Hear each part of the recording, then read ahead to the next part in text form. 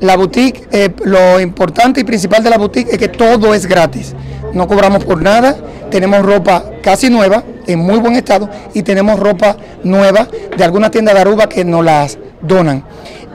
Nosotros estamos ubicados en la Plaza Acrópolis, en Tanquilender, en el local número 6, todos los días de lunes a sábado, de 4 a 7. Esta semana tenemos una promoción especial de que no queremos que nadie que tenga alguna necesidad se quede sin estrenar alguna ropa. Así que le invitamos, queremos que la gente llegue acá a buscar su ropa. Bueno, a la iglesia siempre se acercan gente con necesidad y entonces nosotros comenzamos a pedirle a las personas que traigan ropa a la iglesia para regalarle a la gente. Y se llenó tanto de ropa la iglesia que decidimos buscar un lugar donde podamos hacer llegar no solamente a la gente de la iglesia, pero a los que no son de la iglesia.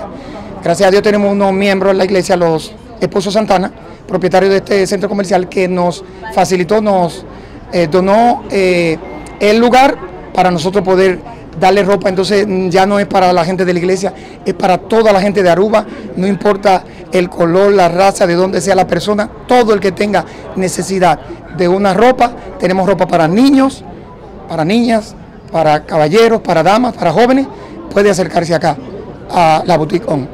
Nosotros estamos regalando ropa y canasta con alimentos hace más de 5 años. A principios de este 2022, creo que fue después de la pandemia. La pandemia hizo traer algunas ideas y creo que fue la pandemia la que nos impulsó a esto.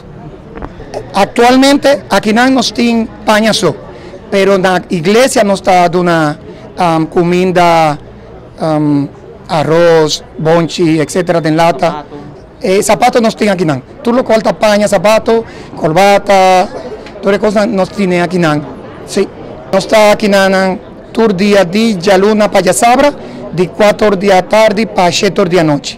Tur día, gente no me tiene miedo ni vergüenza por acercar aquí. Y si no tiene una necesidad y está conociendo de un gente, mande cercanos, unos que amor nos va a atender con él. Si tiene alguna persona o algún impedimento, si no está llega cercano.